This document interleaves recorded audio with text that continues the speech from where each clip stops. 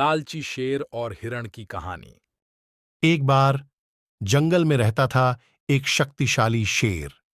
वह जंगल के राजा थे। शेर राजा रोज जानवरों का शिकार करते थे अपनी भजन के लिए।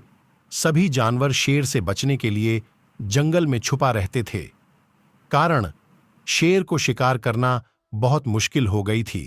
इसीलिए शेर एक लोमड़ी को काम पर रखा।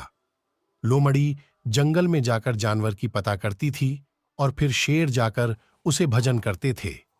एक दिन शेर लोमड़ी को कहा, तुम जंगल में जाकर पता करो सभी जानवर मेरे बारे में क्या सोचते हैं। लोमड़ी तुरंत जंगल में जाकर सभी जानवर से पता किया।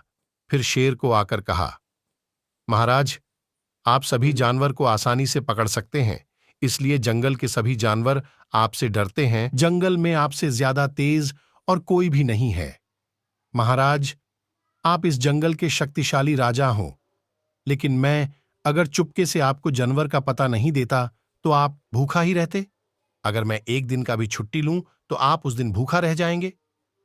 अगले दिन लोमड़ी ने छुट्टी लिया। शेर सारा दिन लोमड़ी के इंतजार करते करते परेशान होकर खुद शिकार करने निकला। रास्ते में उसने एक खरगोश को देखा। शेर चुपके से खरगोश की ओर जा रही थी, लेकिन खरगोश अपनी लंबी कानों से शेर के पैरों की आवाज सुन और वह वहां से भागती है। लेकिन खरगोश ज्यादा दूर नहीं भाग पाया। शेर ने उसे पकड़ लिए थे, फिर उसे खाने वाले थे। उसी समय शेर ने एक हिरण को देखा। हिरण उधर घास खा रही थी। शेर ने सोचा, यह खरगोश तो बहुत छोटा है, इससे मेरी पेट नहीं भरेगी, मुझे तो उस हिरण को पकड़ना चाहिए। यह सोचकर शेर खरगोश को छोड़ दिया और हिरण को पकड़ने के लिए उसके पीछे भागा। हिरण भागते भागते जंगल में झाड़ियों के पीछे छुप गया। शेर हिरण को इधर उधर बहुत ढूंढा, लेकिन उसे हिरण नहीं मिली। फिर शेर निराश होकर जहां खरगोश को पकड़ा था वहां लौट आया। उसने देखा वहां खरगोश नहीं थी, खरगोश भी भाग गई। भूखा शेर ने सोचा, अगर हमें हिरण के लालच नहीं होती तो कम से कम खरगोश मिलती भजन के लिए। शेर बहुत ही दुखी होकर वहां बैठी थीं।